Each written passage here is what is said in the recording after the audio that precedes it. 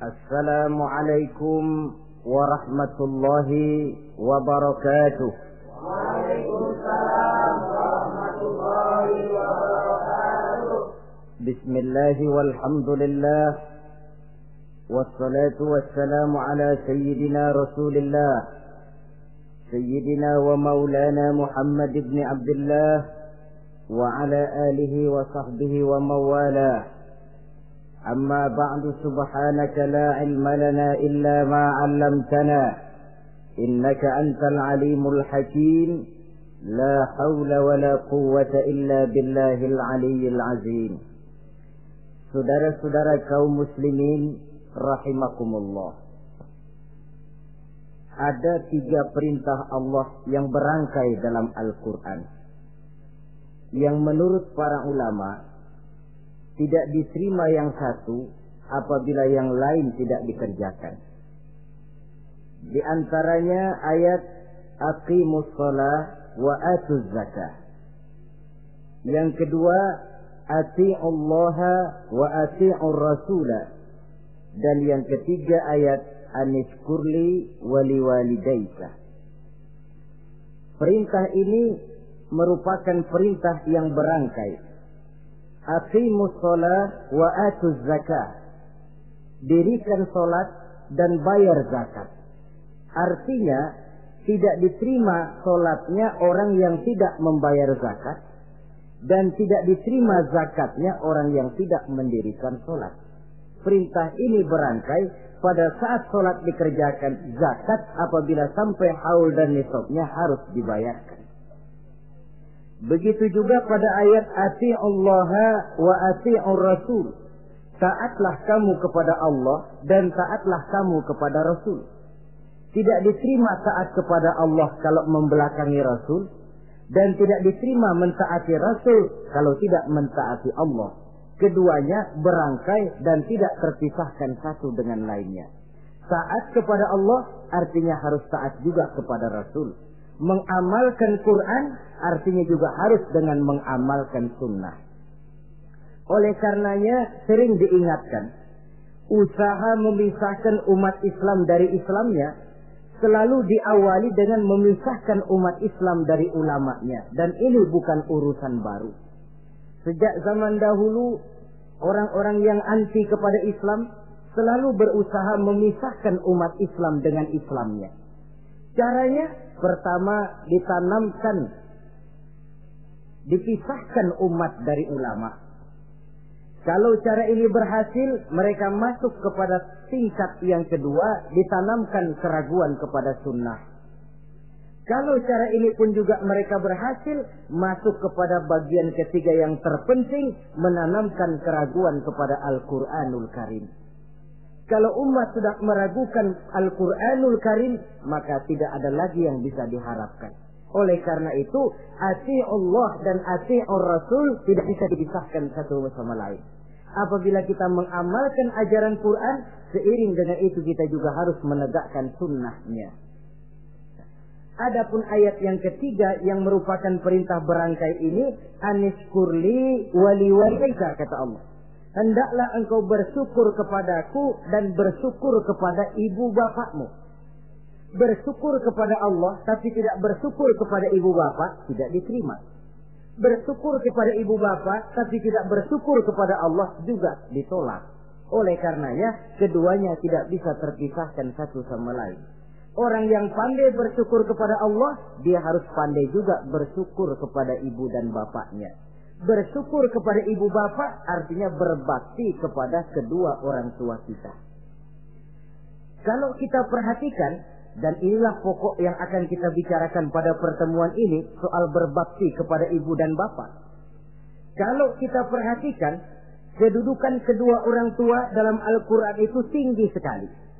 Kita baca misalnya dalam surah Al-Isra ayat 23. Di sana menjelaskan, وَقَضَى رَبُّكَ أَلَّا تَعْبُدُوا إِلَّا إِيَّهُ وَبِالْوَالِدَيْنِ إِحْسَانًا.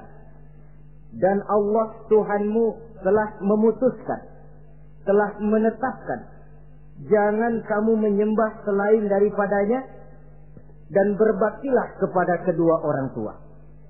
kita perhatikan tartibul kalimat atau tertib urutan kalimat dalam ayat ini. Pertama, jangan menyembah selain kepada Allah. Yang kedua, berbakti kepada kedua orang tua. Allah, setelah itu kedua orang tua. Begitu tinggi kedudukannya sampai dirangkaikan dengan kewajiban menyembah hanya kepada Allah. Sesudah itu apa? Wabil walidaini ihsana, berbakti, berbuat baik kepada ibu dan bapak. Lalu dalam surah An-Nisa ayat 36 kita temukan wa'budullaha wa la tusyriku bihi syai'a wabil walidaini ihsana. Sembahlah Allah, jangan engkau sekutukan ia dengan sesuatu pun, dan berbuat baiklah kepada kedua orang tuamu. Lagi-lagi di sini perintah bertauhid, perintah menyembah hanya kepada Allah dirangkaikan dengan perintah berbakti kepada kedua orang tua. Dalam kehidupan sehari-hari biasanya perintah penting lahir pertama. Perintah penting kedua lahir pada urutan kedua. Dari segi prioritas kita bisa melihat tingginya kedudukan kedua orang tua kita di dalam kehidupan ini. Lalu orang tua adalah bapak dan ibu. Keduanya mempunyai peranan yang sangat besar sejak lahirnya kita ke alam dunia ini sampai kita meningkat menjadi anak-anak, remaja, dewasa. Bapak misalnya kita lihat sibuk mencari nafkah. Ia pergi pagi, pulang sore, peras keringat, banting tulang. Karena cita dan harapan agar anaknya kelak hidup lebih baik dari dia sekarang ini. Dan untuk itu dia rela peras keringat, banting tulang. Seolah-olah dia berkata, ayahmu biarlah kaki jadi kepala, kepala jadi kaki, asal kau kelak jadi orang. Yang kadang-kadang setelah kita sang anak ini jadi orang, sering lupa kacang akan kulitnya. Sehingga boleh jadi orang lalu berkata, kalau orang tua kaya, anak jadi raja. Kalau anak yang kaya, orang tua sering jadi budak. Orang tua kaya, anak jadi raja. Apa yang dia mau jadi kenyataan. Tapi kalau anak yang kaya, kadang-kadang orang tuanya yang jadi budaknya. Lalu di samping sibuk mencari nafkah, bapak juga memberikan perlindungan dalam kehidupan ini. Menjadi simbol wibawa yang pada satu saat kita akan merasakannya kalau dia sudah tidak ada. Begitu barangkali kecenderungan orang, seperti kata Imam Al-Ghazali, kamu baru merasa pentingnya suatu nikmat kalau dia sudah hilang dari diri kamu. Kita baru terasa pentingnya sehat kalau lagi sakit. Baru tahu pentingnya gigi kalau lagi sakit gigi. Baru tahu pentingnya telinga kalau lagi budak. Tetapi pada saat normal, kita menganggap itu sesuatu yang biasa.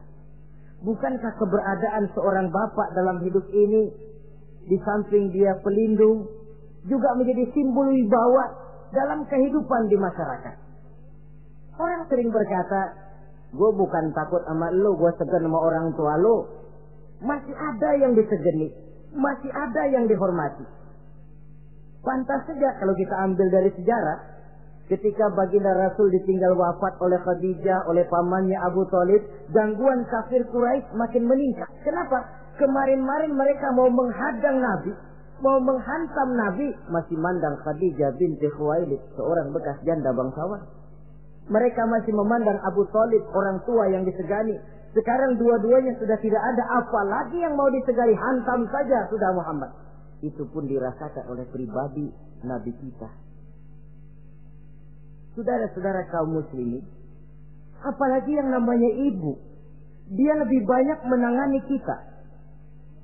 Pantas kalau Rasul satu saat ditanya orang, ya Rasul, siapa sih yang paling harus saya taati di dunia ini? Ibumu. Lalu siapa lagi ya Rasul? Ibumu.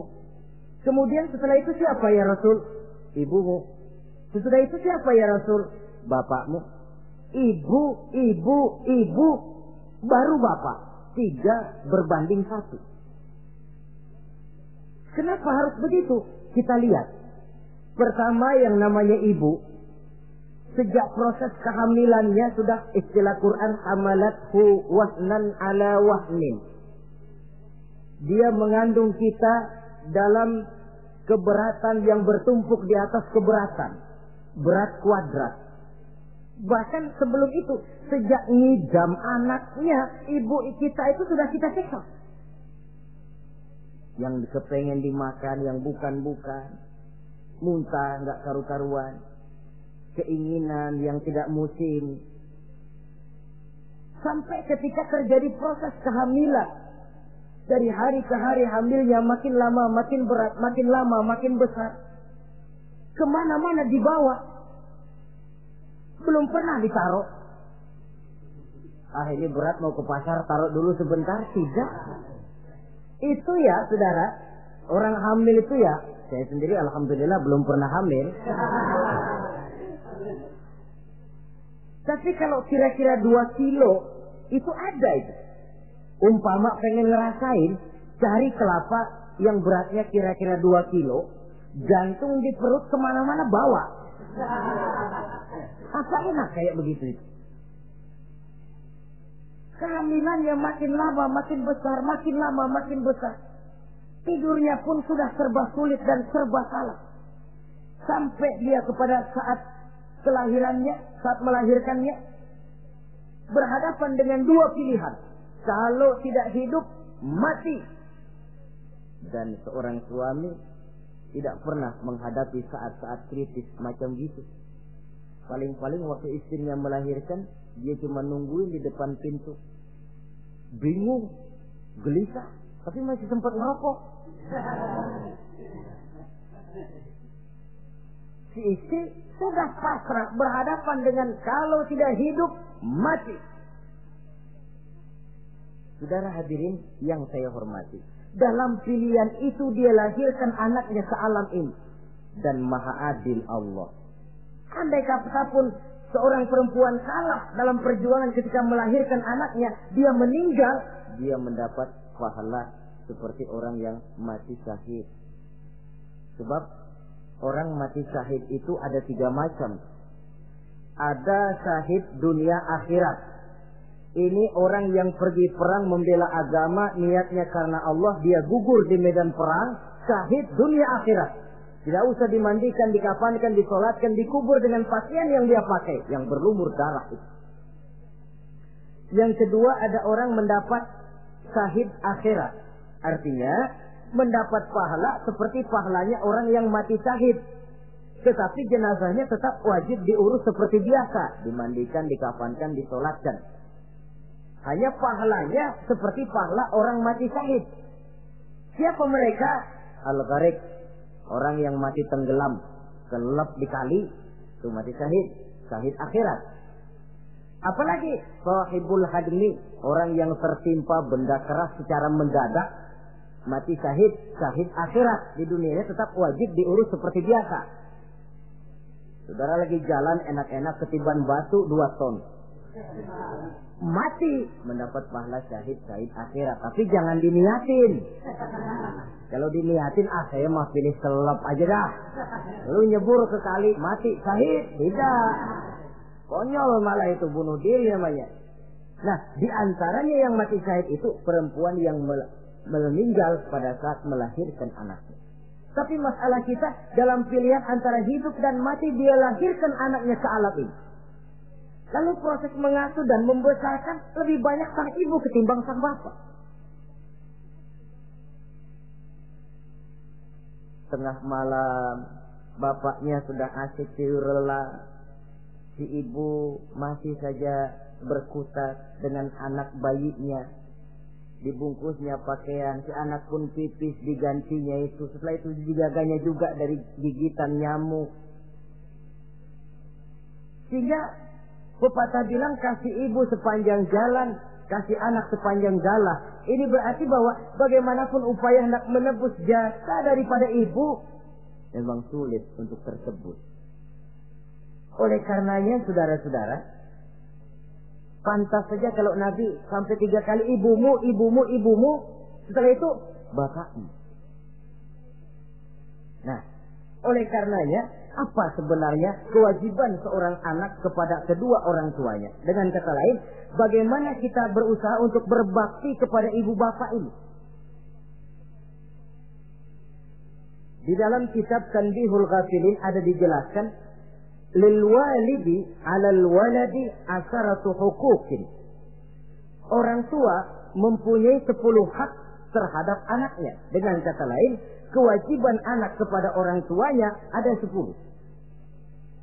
Pertama, at-ta'am in ihtaja. Memberikan kedua orang tua makan kalau dia keduanya memerlukan makanan.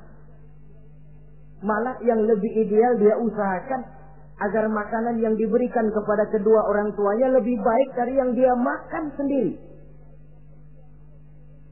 Kita kadang-kadang beli juga kue, buahan, tapi kita sortir dulu. Di rambutan yang kontes-kontes kasih babak sono. Saudara hadirin yang saya hormati, satu saat Nabi Musa pernah memohon kepada malaikat Jibril, "Ya Jibril, tolong tunjuki siapa kira-kira teman saya di surga nanti." Lalu Jibril mohon kepada Allah, Allah memberitahu Jibril kasih tahu Musa, temannya di surga nanti tukang daging di pasar, jualannya di pojok parasnya begini-begini, semin. Nabi Musa ingin tahu apa keistimewaan tukang daging ini, kok akan jadi teman saya di surga nanti. Dia samperin, "Assalamualaikum." "Waalaikumsalam." Lalu kenalan. Setelah datang waktu pulang, Nabi Musa ikut ke rumah tukang daging ini. Diambil daging, sampai di rumahnya, itu daging dia rebus. Dia rebus, matang, dia hidangkan kepada ibunya yang sudah tua renta. Disuapinya ibunya. "Tiap hari kamu kerjakan ini?" "Tiap hari," kata si anak tadi. "Saya beri makan kedua orang tua ibu saya yang sudah tua renta itu." Si ibu setelah disuapin oleh anaknya berdoa, "Allahumma ja'al ibni jalisa Musa fil jannah." Ya Allah, jadikanlah anak saya ini teman Nabi Musa di surga nanti. Amalan si anak cuma nyuapi ibunya, tapi doa ibunya itu yang dijawab dan diterima oleh Allah. Si ibu berdoa, "Ya Allah, anak saya ini jadikan teman Nabi Musa di surga nanti." Allah kabulkan doa ibu yang tiap hari disuapi diberikan makan oleh anaknya. Jadi taruhlah kita sebagai anak ini, ibadah kita barangkali menyebabkan doa kita belum begitu diterima oleh Allah. Permohonan kita barangkali masih nyangkut di langit. Tapi jikalau kita bisa menyenangkan hati ibu bapak kita yang mendoakan kita, insya Allah makbul. Sebab orang tua itu doanya makbul, sumpahnya juga manjur. Kalau ibu sudah berkata, "Nak, air mata yang tertumpah terurai untuk mengasuh dan membesarkanmu, nak. Air susu ibu yang kau minum sampai kau tumbuh menjadi dewasa semacam ini, seluruh cucuran keringat dan jerih payah ibu rela, nak. Mudah-mudahan kau jadi orang berguna. Insya Allah hidup ada berkahnya." Tapi kalau hati orang tua sudah masgul, apalagi sampai keluar sumpahnya, banyak legenda-legenda, entah itu yang namanya si Malin Kundang, anak durhako, entah itu riwayat-riwayat lain yang menjelaskan bahwa tidak ada keberkahan yang bisa tegak tanpa doa dari ibu dan bapak. Saudara-saudara kaum muslimin yang saya hormati, memberikan makan kepada kedua orang tua. Sekarang kalau kedua orang tua mampu bagaimana? Tidak jadi soal. Tidak jadi soal orang tua mampu atau tidak kita memberikan, mengirimkan makanan. Apalagi kalau orang tua kita sudah lanjut usianya. Iyalah kalau umur 40-50 tahun masih bisa makan sendiri. Tapi pada saat saudara yang berbahagia dikaruniai orang tua berumur panjang, 70, 80, 90 tahun, sesuai dengan janji Allah, "Wa man nu'ammirhu nunakkishu fil khalqi." Siapa yang kami panjangkan umurnya, kami kurangi bentuk kejadiannya. Artinya berkurang nikmat Allah itu. Panjang umur, nikmat berkurang. Artinya mata sudah lamur, pikiran sudah rada pikun. Nunakkishu fil khalqi. Berkurang kejadian asalnya itu. Kesempurnaannya sudah tidak ada lagi. Mengurus orang tua macam begitu memang kalau nurutin pegelnya ya makan nasi. Kadang-kadang karena pikun pagi-pagi pengen kita beli es puket. Makan. Lagi zaman susah tukang bubur kepengen makan bubur. Tapi di situ ujian. Begitulah dahulu orang tua kita melayani kita dikala kita belum masih merah, belum bisa berbuat apa-apa, belum punya pilihan, tapi mereka sabar, mereka ikhlas. Tidak sabarkah kita? Tidak ikhlaskah kita di hari tua mereka? Kita mengasuh dan melayani mereka. Kadang-kadang karena rewel, anak kelepasan omong, udah tua, rewel aja. Hancur hatinya. Dalam keadaan tidak berdaya, mendapat kata yang tidak enak lagi dari anak-anaknya. Saudara hadirin yang saya hormati, jadi soal orang tua mampu atau tidak memberi makan, itu bukan soal, tapi kewajiban anak memberikan makan kepada kedua orang tuanya. Ini kewajiban yang pertama. Kewajiban yang kedua, al-khidmatu in ihtaja. Al-khidmah artinya berbakti kepada ibu dan bapak. Satu hari ketika kumpul dengan para sahabat, Nabi pernah berpesan kepada Sayyidina Umar bin Khattab radhiyallahu anhu. Umar, saya ya Rasul, nanti kalau kamu sempat datang ke kota Madinah, Umar, cari anak muda yang bernama Uwais Al-Qarni dan kau minta didoakan olehnya. Sayyidina Umar heran. Ini yang menyuruh Rasul. Padahal Rasul doanya mustajab. Dan lagian masih banyak orang-orang tua. Kenapa kalau datang ke Madinah suruh cari anak muda namanya Uwais Qarni dan minta didoakan olehnya? Apa keistimewaan Uwais Al-Qarni ini? Jadi ini pun juga alasan kata Nabi, aksiru minan nas bidu'ail khair fa innaka la tadri min ayyi fahin yuqbal. Banyak-banyaklah kamu minta doa kebaikan dari orang lain, sebab kamu tidak tahu dari mulut yang mana doa diterima Allah. Menurut kita barangkali orangnya kere, nggak ada potongan, tapi kalau doanya diterima Allah, siapa yang sanggup menghalangi? Ada orang bilang, enakan doa sendiri langsung mantap, tidak jelek. Tapi minta didoakan orang lain pun tidak salah. Saudara-saudara yang saya hormati, kadang-kadang tukang minta-minta pengemis datang ke rumah. Kita kasih 100 rupiah, lalu keluar doanya kan, mudah-mudahan rezekinya bapak lancar dan segala macam. Ada orang yang nggak sabar, dia bilang, Allah kenapa saya kamu doain dirimu sendiri aja dah, supaya besok jangan jadi pengemis lagi. Secara logika mungkin, secara logika. Tapi agama bukan cuma logika. Siapa tahu dan siapa yang bisa menghalangi kalau doa dari mulut tukang pengemis itu yang diterima Allah? Tidak seorang pun yang tahu. Nah, Sayyidina Umar heran, apa sih keistimewaan Uwais Al-Qarni ini? Ketika beliau ke Madinah diselidiki, apa keistimewaan si Uwais ini? Masih muda, tapi saya oleh Nabi disuruh temuin dan minta didoakan olehnya. Nah, jadi dalam pandangan Allah itu ya nggak ngurus tuanya. Yang afdal itu yang tua dan banyak ibadahnya, dekat dengan Allah. Tapi kalau tuanya cuma kejemur, ya yang mending-mending yang muda dan banyak ibadahnya. Uwais Al-Qarni ini contoh. Apa ibadah Uwais Al-Qarni? Ternyata dia seorang anak yang sangat berbakti kepada ibunya. Ayahnya sudah meninggal.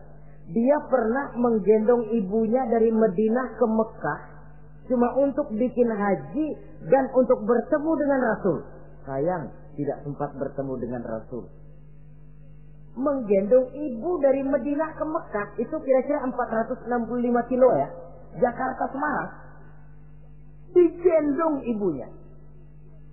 Kita kadang-kadang ibu kita ini sudah sakit payah, mau ke dokter saja masih manggil orang, tolongin gotongin mak gua no. Masih minta tolongin. Berat kita. Uwais Al-Qarni menggendong ibunya cuma untuk menunaikan ibadah haji dan bertemu dengan Rasul. Rupanya karomahnya itu muncul karena dia merupakan anak yang sangat bakti kepada ibunya. Jadi Allah memberikan karomah itu ya, ada yang karena orang rajin tahajud, ada yang karena tangannya pemurah, dermawan, ada yang karena sangat berbakti kepada kedua orang tuanya. Ada yang karena rajin baca Quran, ada yang karena rajin melaksanakan puasa sunnah, timbul karomahnya, keistimewaan yang diberikan Allah kepadanya.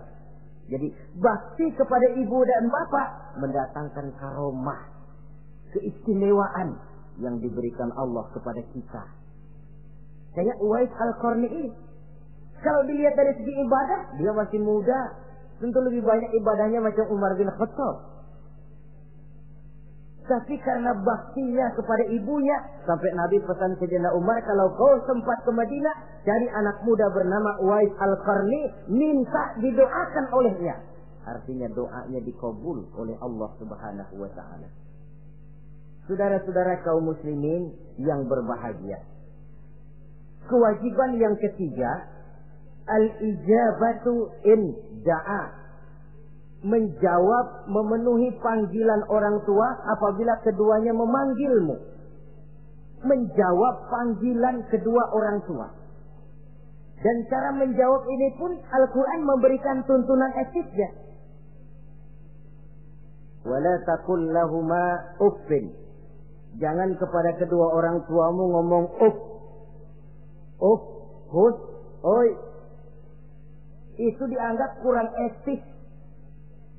Saudara hadirin yang saya muliakan, menjawab panggilan orang tua merupakan kewajiban anak dan merupakan hak dari orang tuanya. Dia berhak untuk dijawab panggilannya dan anak berkewajiban untuk menjawab panggilan orang tuanya. Mari kita ikuti satu riwayat bahwa ada seorang anak muda yang soleh, tekun melaksanakan ibadah, namanya Jurayj. Satu hari Jurayj ini sedang sholat sunnah. Ketika dia sedang sholat itu, ibunya manggil, Jurayj, kan? Jurayj, sini sebentar. Ibunya rupanya tidak tahu kalau Jurayj sedang sholat. Mendengar panggilan ibunya, Jurayj bimbang dalam hati. Allahumma ummi am sholati. Ya Allah, sembahyang saya terusin atau panggilan ibu yang saya jawab? Saya sholat sunnah, tapi menjawab panggilan ibu wajib. Mana ini? Bimbang. Dia, ibunya manggil lagi, Jurayj ta'ali, Jurayj sini. Makin bimbang. Allahumma ummi am sholati. Ya Allah, yang mana? Sholat terus atau menjawab panggilan ibu? Rupanya dia pilih sholat terus, saudara-saudara. Dia tidak jawab panggilan ibunya.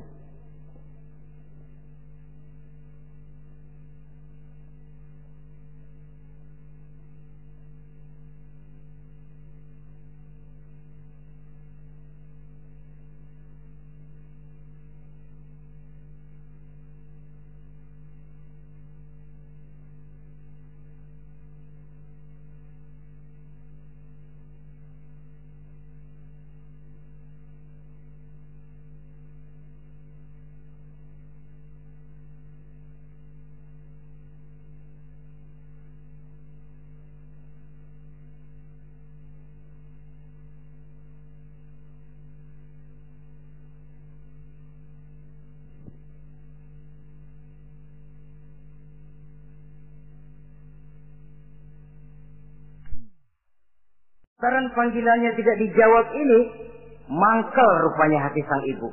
Ya Allah, Jurayj ini, saya lahirkan dia antara pilihan hidup dan mati. Saya asuh dan saya besarkan dia. Cuma saya panggil tidak mau menjawab, sakit hati saya. Keluar katanya, ya Allah, jangan mati Jurayj sebelum dia bertemu orang jahat. Nah, berlalulah riwayat ini. Hari berganti hari, bertukar minggu pergi, datanglah bulan. Kesolehan anak muda yang bernama Jurayj ini terkenal ke seluruh kampung. Dan biasa, kalau ada orang yang soleh, apalagi dia masih muda, yang usil banyak. Dan yang usil ini selalu berusaha mencari jalan bagaimana menghancurkan Jurayj ini.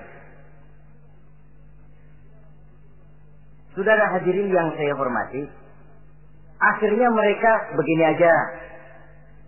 Jurayj kan masih muda, Kita goda pakai harta. Ah, tidak mungkin. Juraid itu bukan orang yang mata duitan, dia tidak akan luluh oleh harta. Kita tawarkan kedudukan, juga tidak bisa. Ah, begini saja. Dia kan masih muda tuh. Iya. Umpanin perempuan aja dah. Kirim cewek yang agak kece.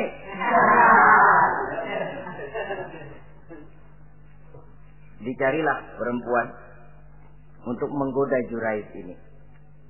Sampai satu malam Juraid sedang ibadah di mihrab dalam masjid, masuk perempuan ini dengan langkah gemulai, dengan suara merdu mendayu-dayu, mencoba merayu, membujuk, memperdaya, mempesona Juraid. Tapi enggak kena. Sejak dari berpakaian lengkap si perempuan ini, sampai bahasa Arabnya uryanun thalik, tanpa sehelai benang pun lagi lekat di badannya. Menggoda Juraid, memegang Juraid, muter-muter di depan Juraid, tanpa selembar benang pun lekat di badannya. Juraid mantap. Si perempuan karena sudah kadang merasa dibayar lalu nggak berhasil kan malu. Akhirnya dia keluar dari masjid, dia pergi ke sebuah kampung, di sana dia berzina dengan seorang pengembala kambing. Dan hamil. Ketika hamilnya besar, si perempuan ini kemana-mana pidato. Saudara-saudara, kenal nggak Juraid? Kenal. Yang katanya rajin benar ibadah tuh, yang mainannya di masjid melulu, yang mainannya tasbih melulu. Nih, perut saya nih. Dia urusannya tuh. Juraid, apa betul? Oh. Akhirnya Juraid dicari orang, macam-macam, yang caci maki, bahkan ada yang bikin pakai batu sampai berdarah kakinya, berdarah tangannya. Caci maki orang sudah nggak karu-karuan. Masjid lo ya, topeng doang lo. Saudara hadirin yang saya hormati, kita lihat di sini, Juraid sedang sholat sunnah. Dipanggil oleh ibunya, tidak menjawab. Cuma itu ilasnya. Dan ibunya pun tidak tahu kalau Juraid sedang sholat. Keluar omongan yang tidak enak, dan omongan itu manjur. Kata Juraid, saudara-saudara begini, apakah di antara saudara-saudara ada yang lihat saya melakukan zina dengan perempuan ini? Tidak ada. Lalu atas dasar apa saudara menuduh saya? Ya pengakuan si perempuan tadi. Nggak bisa dong kalau nggak ada saksi. Sekarang begini saja. Bagaimanapun saya ngotot, saudara nggak percaya, kita tunggu saja sampai si bayi ini lahir. Kita tanya dia nanti siapa bapaknya. Baiklah kalau begitu. Ditunggulah saat kelahiran sang bayi. Begitu bayi itu lahir ke alam ini, bron merah, masih orok. Setelah dibersihkan, ditekan perutnya oleh Juraid. Ya gulam, kul man abuk.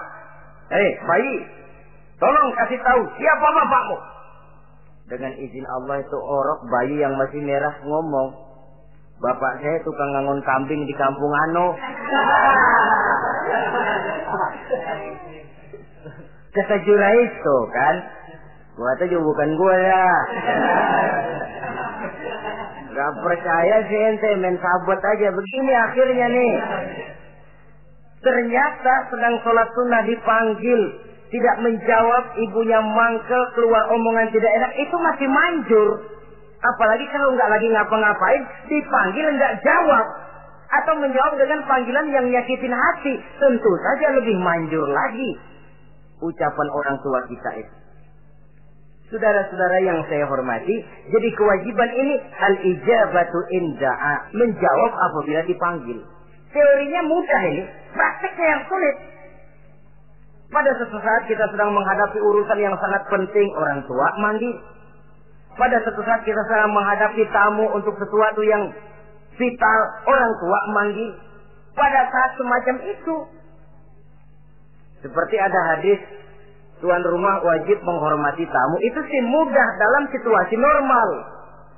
Tapi coba Malam kita sudah nggak tidur. Begitu mau tidur, baru mau ngelayat, Assalamualaikum, tamu. Kondisi begini untuk mengamalkan hadis tadi bisa apa tidak menghormati tamu dalam kondisi yang memang kita ini sudah mestinya istirahat. Mestinya kan hati kita. Tamu nggak tahu diri banget, gue mau tidur. Datang. Kalau kondisinya normal, menghormati tamu bukan sesuatu yang sulit. Begitu juga menjawab panggilan orang tua ini.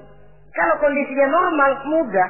Tapi dalam kondisi di mana kita berhadapan dengan pilihan ini atau ini, di situ akan kelihatan bakti anak kepada kedua orang tuanya. Yang keempat, kewajiban anak al-ita'atu in amara ghairi maksiyatin. Taat kepada ibu bapak sepanjang perintahnya tidak untuk maksiat kepada Allah. Kalau sudah perintahnya untuk maksiat, gugur kewajiban untuk taat. Umpamanya ada orang tua ngajak anaknya, "Nak, Om, warung pojok yuk." "Ngapain, Mbak?" "Kita teler." Umpama anak tidak wajib taat. Atau ada orang tua musyawarah sama anaknya, "Nah, gimana kalau kita pindah agama saja?" Tidak wajib taat. Sepanjang perintah itu tidak untuk melakukan maksiat kepada Allah, anak wajib taat. Dan jangan lupa, kewajiban taat kepada kedua orang tua di bawah kewajiban taat kepada Allah dan Rasulnya. Allah dan Rasulnya, setelah itu ibu bapak. Apabila perintah tidak untuk melakukan maksiat, maka anak wajib untuk melakukan taat kepada kedua orang tuanya. Ini kewajiban yang keempat. Apatah lagi kalau cuma sekedar diperintah ngaji, diperintah sekolah, diperintah melakukan membantu pekerjaan yang ada di rumah. Itu sudah perintah yang di samping bermanfaat buat keluarga, juga menyangkut hari depan kita sendiri sebagai anak. Kadang-kadang memang kita mengukur dari sudut kepentingan kita tanpa melihat jauh ke depan. Misalnya, ada anak pulang sekolah, langsung ambil layangan sama benang berangkat ke lapangan. Orang tua, karena melihat jauh ke depan, anak ini lelahnya belum hilang. Dipanggil, "Nak, pulang nak, jangan main layangan. Sini dulu kau istirahat, makan, sholat, tidur siang nak. Nanti bangun tidur barulah main." Si anak mungkin hatinya ngedumil, "Bapak, orang main layangan aja dilarang." Ini kesan yang timbul. Orang main layangan saja kok dilarang.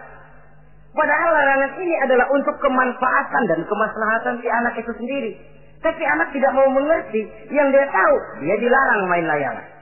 Itu cuma karena pandangannya yang tidak jauh menerawang ke depan. Pepatah bilang, sekejam-kejamnya macan tidak ada yang makan anaknya sendiri. Artinya bagaimanapun kondisinya, orang tua itu tidak ada yang akan sampai untuk menyengsarakan anaknya. Saudara-saudara kaum muslimin rahimakumullah. Jadi yang keempat, kewajiban untuk taat sepanjang tidak melakukan maksiat kepada Allah Subhanahu wa taala. Yang kelima, at-takallum ma'ahu bil-lin. Apabila bercakap-cakap dengan kedua orang tua, hendaklah dengan tutur kata yang lemah lembut. Wala tanharhuma wala taqul lahumā uffin wa qul lahumā qawlan karīmā.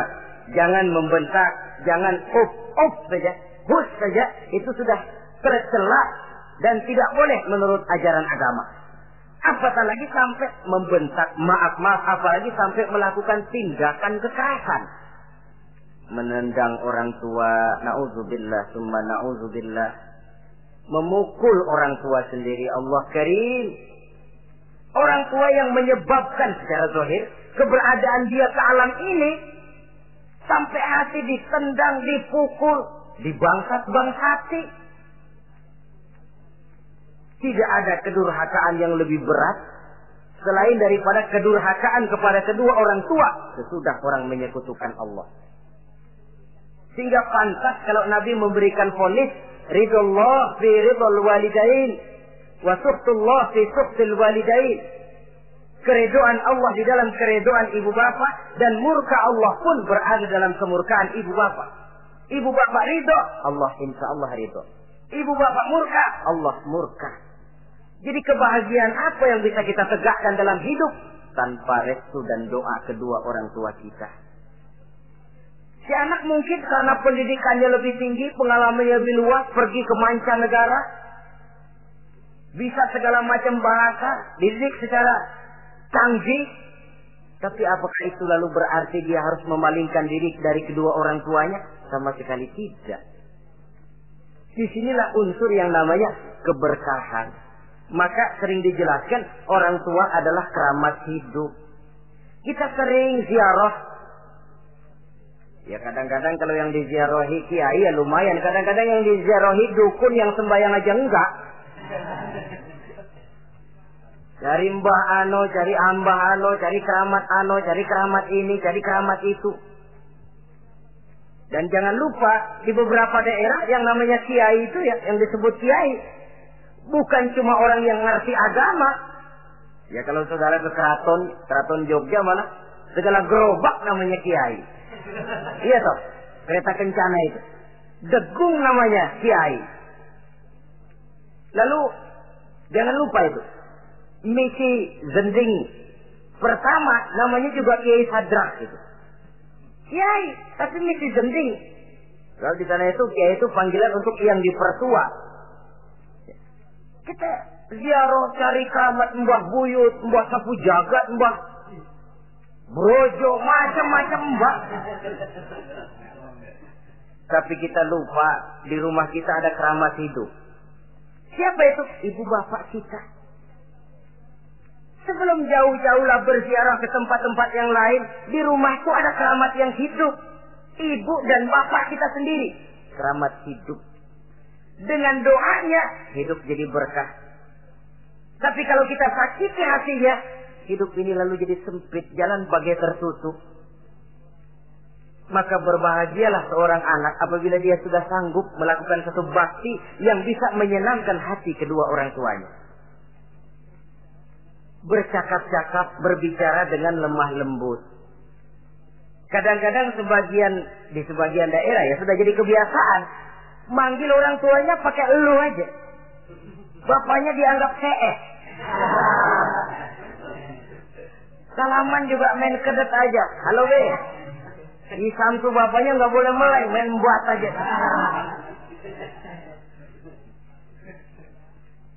Dari panggilan saja, saudara hadirin yang saya muliakan, sudah memberikan cermin.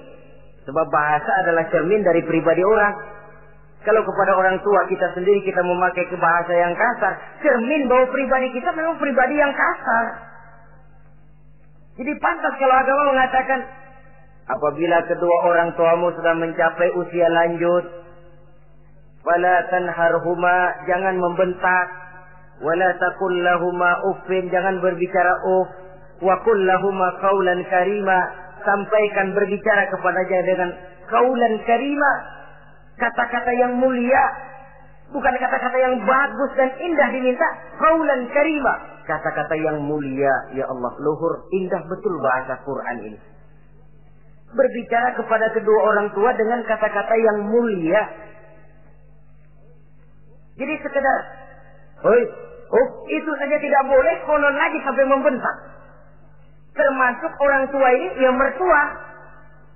Kalau orang tua kan tiga loh. Orang tua yang menyebabkan kita lahir ke dunia, ibu bapak kita. Orang tua yang mempercayakan anaknya kepada kita, mertua kita. Dan orang tua yang mendidik kita, guru kita. Ketiganya berfungsi orang tua. Kewajiban ini juga berlaku. So, mertua kan cuma sekedar istilah. Pada hakikatnya dia adalah orang tua kita juga. Jangan lalu berbeda karena cuma dia bapaknya istri kita. Sama saja. Kalau kepada orang tua sendiri menghormati, lalu kepada mertua kita kurang begitu perlu, itu sudah satu sikap yang tidak adil. Tentu itu akan menyakiti hati istri. Atau kalau dia istri, akan menyakiti hati suami. Berkata dengan kata-kata yang mulia. Saudara-saudara, yang keenam, in ihtaja ilal kiswah kasahu in qadar 'alaiha. Kalau dia perlu pakaian, berikan pakaian walaupun dia sendiri mampu membeli. Nah, anterin bapak beli kacamata yuk. Ayo pak. Sudah sampai di toko kacamata, bayar oleh anaknya. Walaupun si bapak punya duit dan si bapak yang ngajak beli, kewajiban anak bayarin. Jangan mentang-mentang bapaknya cuma minta dianterin, bener-bener nganterin. Bapaknya ngeluarin dompet cuek aja. Mana ada kembalinya pak? Wah, kembalinya ditarik. Ya kalau anak belum punya penghasilan ya wajar. Yang kita maksud di sini, anak sudah mandiri dan punya penghasilan yang memadai, bahkan mencukupi untuk membantu orang tuanya. Saudara hadirin yang saya muliakan, dan ini juga kalau memang bisa, seharusnya orang tua kita pakaikan yang lebih baik dari yang kita pakai sendiri. Kalau bisa, sebab nantinya sikap kita kepada orang tua kita itu akan jadi bahan bibir di masyarakat. Jangan ya, dia enak-enakan orang tuanya begitu aja ya. Mungkin di depan kita orang tidak bicara, tapi di belakang kita kok tegel ya, kok sampai hati ya. Dia enak-enakan berdiri di Menara Gading, tapi orang tuanya tiap hari kerja begitu berat. Saudara hadirin yang saya hormati, sekali lagi, di depan kita orang mungkin tidak berani bicara, tapi di belakang itu akan jadi buah bibir. Ini dari segi kita memelihara muru'ah. Yang ketujuh, al-masyu khalfuhu. Kalau jalan, mengiring. Artinya di belakang orang tuanya. Ini adabnya. Adab berjalan. Saudara yang saya hormati, ini yang dicontohkan oleh baginda Rasul. Jika berjalan dengan orang-orang tua, beliau belakangan. Kenapa? Ini merupakan simbol penghormatan kita kepada orang yang lebih tua daripada kita. Tidak mentang-mentang karena pendidikan lebih tinggi, merasa dirinya lebih tahu, lebih pengalaman, selonong boy. Orang tua tahu apa sih? Ngir. Waduh, hebat. Saudara hadirin yang saya hormati, al-masyu khalfuhu. Berjalan di belakangnya. Begitu juga untuk mengemukakan pendapat. Kalau suatu saat orang tua mengajak musyawarah, dengarkan dulu omongannya, tangkap seluruhnya. Kalau kita merasa bahwa itu salah, jangan lalu dipotong. Salah Pak, jangan begitu, Bapak kolot sih. Salah, jangan. Sebab itu akan menyakiti hatinya.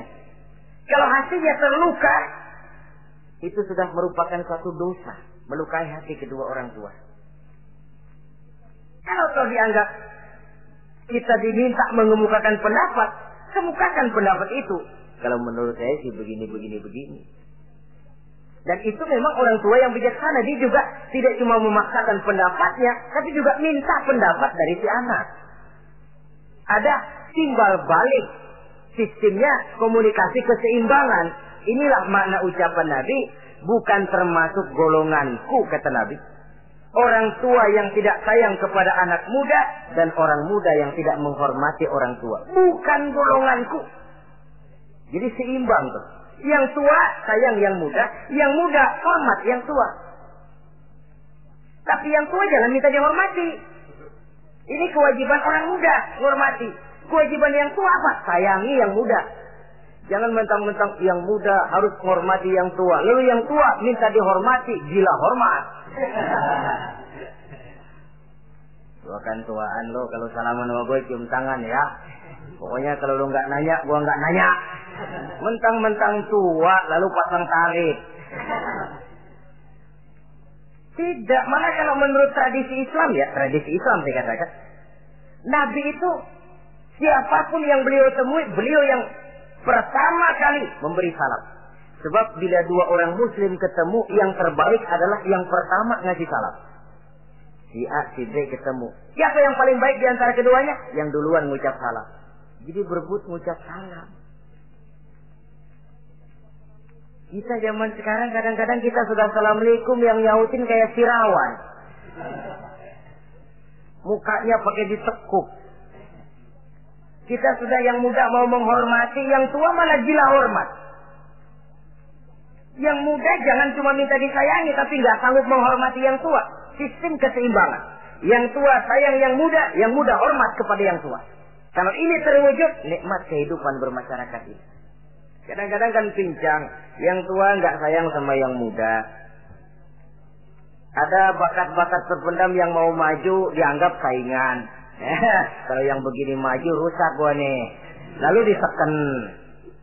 Lalu yang muda pun karena merasa pendidikan lebih tinggi, pandangan lebih luas, nyelongcong jadinya. Kurang ajar sama yang tua. Timbul gap, timbul misunderstanding, salah pengertian. Kalau sudah begitu, kesatuan dan persatuan sulit diwujudkan.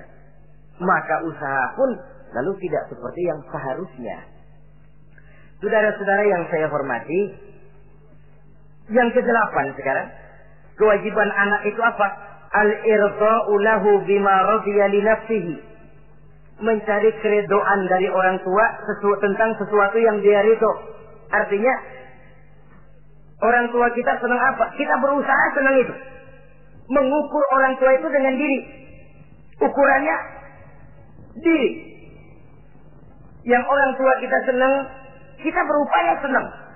Orang tua kita senang ngaji, berusaha kita untuk senang hadir di majelis taklim. Orang tua kita senang baca Quran, kita juga berupaya senang baca Quran. Sebab yang paling membesarkan hati orang tua sesungguhnya tidak lain kalau dia melihat anaknya ini sesuai dengan yang dia harapkan. Oh, kalau sudah begitu orang tua itu cucuran keringatnya, peras keringat banting tulangnya, jibakunya, rasanya hilang capeknya.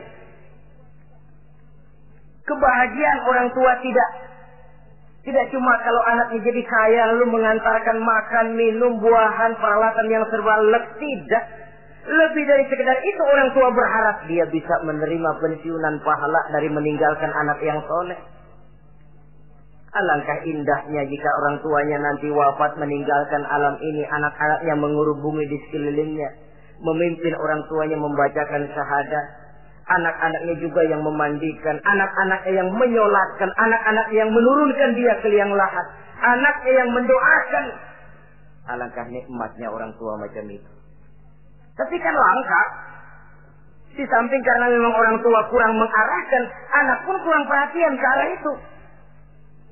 Begitu bapaknya mati, ambil mana ambil, suruh mandiin. Akan lebih baik kalau anaknya yang mandiin. Tangga panggil nyembayangi, anaknya malah nonton dari jauh, enggak ikut nyembayangin, mau kok tegel. Kenapa enggak ikut nyembayangin? Ya enggak bisa sembayangnya. Ya kalau macam Abu Nuwas dulu enggak bisa, masih ada akal. Ikut sembayang jenazah. Dia enggak tahu kalau sembayang jenazah itu cuma diri, enggak pakai ruku, enggak pakai sujud. Imam takbir dia takbir, begitu takbir kedua dia kira ruku dia. Habis takbir lagi sujud. Orang-orang gak ada yang sujud. Bingung. Selesai ditanya dia, Abu Nawas kenapa tadi pakai sujud? Dia bilang ini mayit dosanya kebanyakan.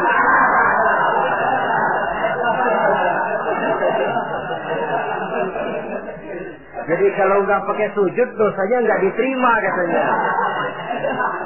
Dosanya nggak diampuni kalau nggak pakai sujud. Makanya saya pakai sujud. Itu sih akal-akalan. Jawaban orang kepepet namanya. Saudara hadirin yang saya hormati, baiklah ya. Yang ke-9, al-ikrahu lahu bima yakrahu li nafsihi. Membenci apa yang dibenci oleh orang tuanya. Orang tua kita enggak senang judi, jangan dekati judi. Orang tua kita enggak suka minuman keras, jangan cekek botol. Orang tua kita enggak senang kalau kita pulang sampai pagi misalnya, jangan pulang pagi. Orang tua kita enggak senang kita hanyut dalam arus pergaulan bebas, batasi pergaulan untuk menjaga hatinya. Salah kita senang, tapi di depan orang tua kan harus berusaha menjaga hati kedua orang tua kita. Ini tidak berarti bahwa di depan orang tua baik lalu di belakang orang tua merdeka. Kalau di depan orang tua mah kalem, begitu orang tua hilang merdeka. Lalu berbuat semau-maunya, tentu tidak. Lalu yang ke-10, ad-du'a lahu bil maghfirah kullama da'a li nafsihi. mendoakan kedua orang tuanya tiap kali dia mendoakan dirinya. Ya, kewajiban anak tidak lupa tiap kali berdoa untuk dirinya, orang tuanya disertakan. Rabbighfirli wali walidayya, ampuni saya dan ampuni dosa ibu bapak saya. Pak, itu kalau orang tua masih hidup, ya. Sekarang kalau orang tua sudah meninggal, bagaimana berbaktinya? Gampang. Pertama, antasila akrabaihima, bersilaturahmi dengan kerabat yang ditinggalkan oleh orang tuanya. Jadi jangan setelah orang tua mati lalu kehabisan obor. Orang tuanya kita senang, anaknya kita benci. Sama aja ngebenciin orang tuanya. Kan sering kejadian begitu. Zaman orang tuanya masih hidup, kawan medok, kawan lengket, orang tuanya udah mati, turunannya malah dimusuhin. Itu juga nyakitin orang yang sudah meninggal. Bersilaturahmi dengan kerabat yang ditinggalkan. Yang kedua, kalau orang tua sudah meninggal, cara berbuat baiknya bagaimana? Antastaghfira lahuma wa tad'u lahuma. Mohon ampun dan mendoakan keduanya. Itulah jadi orang soleh nikmatnya. Sudah mati pun kita masih kebagian doa. Orang soleh kemana-mana didoakan orang. Dia lagi tidur, ada yang sembahyang. Dalam tahiyat dia baca Assalamu alaina wa ala ibadillahi sholihin. Ya Allah, berikan keselamatan kepada kami dan kepada hamba-hambamu yang soleh. Ini orang yang soleh, semua orang soleh kebagian doa itu. Walaupun dia lagi tidur, tidurnya didoakan orang. Dia sudah mati, kuburnya diziarahi orang, dibacakan doa. Lain kalau bajingan, liwat di kuburannya orang, serem. Bajingan kemarin mati dipendam di sana. Lu jangan lewat sana, lu kesurupan. Liwat orang, ngeri. Bagaimana lagi mau mendoakan? Yang ketiga, orang tua yang sudah meninggal itu cara berbaktinya wa anta tasaddaqu lahuma. Kalau ada rezeki, bersedekah atas nama keduanya. Pak, 100.000 untuk pembangunan masjid, saya lihat pahalanya untuk almarhum kedua orang tua saya. Insya Allah sampai. Oh, kalau tidak sampai, Rasul tidak akan mengajarkan badal haji. Untuk apa? Diajarkan badal haji artinya amalan orang yang masih hidup ada kaitannya dengan orang yang sudah meninggal. Bersedekah atas nama kedua orang tua. Saudara hadirin yang saya muliakan, mudah-mudahan Allah menjadikan kita anak yang bisa berbakti kepada kedua orang tua kita. Amin. Ini sajalah pertemuan kita yang singkat ini. Terima kasih atas segala perhatian dan mohon maaf atas segala kekurangan. Usikum wa nafsi bi taqwallah. Wassalamualaikum warahmatullahi wabarakatuh. Waalaikumsalam warahmatullahi wabarakatuh.